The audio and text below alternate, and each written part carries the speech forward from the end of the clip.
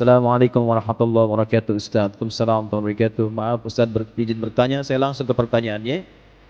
Saya sering melakukan hal yang tidak semestinya. Saya menyadari akan hal itu salah. Namun lagi-lagi saya melakukan kesalahan atau dosa tersebut dosa tersebut. Terlebih susah dalam mengendalikan syahwat dikarenakan pengalaman buruk yang pernah saya alami di waktu sebelumnya. Apakah saya masih diberikan kesempatan untuk memperbaiki semuanya Ustaz? Quran surah keempat An-Nisa di ayat yang ke-17. A'udzubillahi minasyaitonirrajim. Bismillahirrahmanirrahim. Innamat taubatu 'ala Allahi lil ladzina ya'maluna as-su'a bijahalatin tsumma yatubuna min qarib. Orang-orang yang mau kembali kepada Allah dengan taubat itu, maka lakukanlah ketika ia sadar ia salah, segera taubat. Ya. Jadi taubat itu jangan ketika Anda kerjakan, misalnya terjadi lagi Anda simpulkan nggak diterima. Jangan begitu. Maksudnya terus taubati sampai di titik Anda menyesali itu. Jangan berhenti. Ya, makanya disebutnya dengan tawab. Allahnya menerima tawab, hambanya menghadap tawab. Jamaknya tawabin. Nah, orang yang terus begitu dicintai oleh Allah.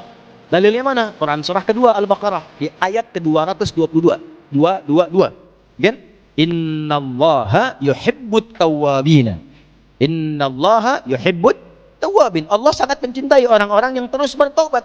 Salah, taubatin lagi. Salah, taubatin lagi. Salah, taubatin lagi. Sampai kita merasakan titik jenuh dalam bermaksiat dan kembali kepada taubat.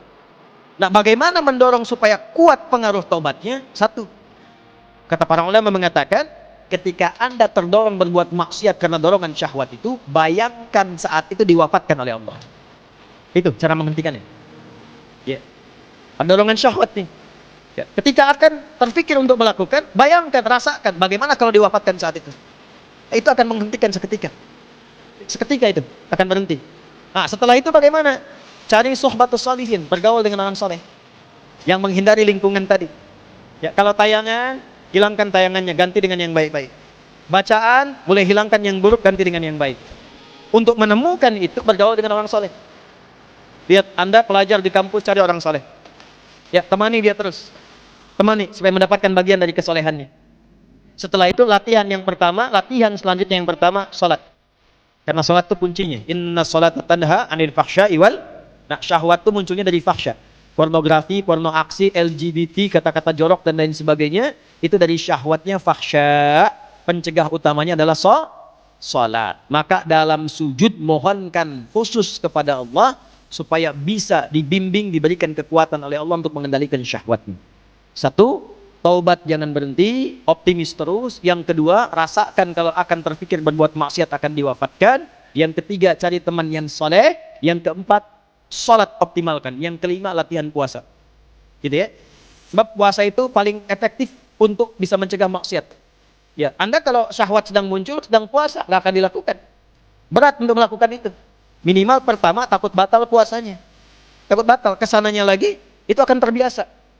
Ya, akan terbiasa. Ya, yang biasa buka juga kalau puasa kan memang setengah-setengah dulu. Ya, kan dulu pernah saya waktu di Kalimantan, ada cerita dari Sumedang. Preman tobat, pensiun. Kemudian dia puasa. Ya, begitu dia lewat, lihat rumah makan tuh. Rumah makan kok buka. Wah, jiwanya muncul lagi, datang itu gebrak. Pak, apa nggak tahu ini waktunya puasa? Jangan begini dong, tutup katanya. Tutup. Jangan kelihatan orang, tutup. Begitu ditutup, udah selesai, es teh manis satu Pak. Rupanya dia cuma sanggup sampai siang. Tapi alhamdulillah kan sudah mulai kan. Besoknya tambah lagi. Makanya sebelum nanti masuk Ramadan, nanti kita belajar. Ya, di awal bulan ya, di Tanah Kusir. Kita akan belajar, salah satunya latihan puasa sunnah. Itulah sebabnya nanti kenapa Sya'ban Nabi banyak puasa sunnah.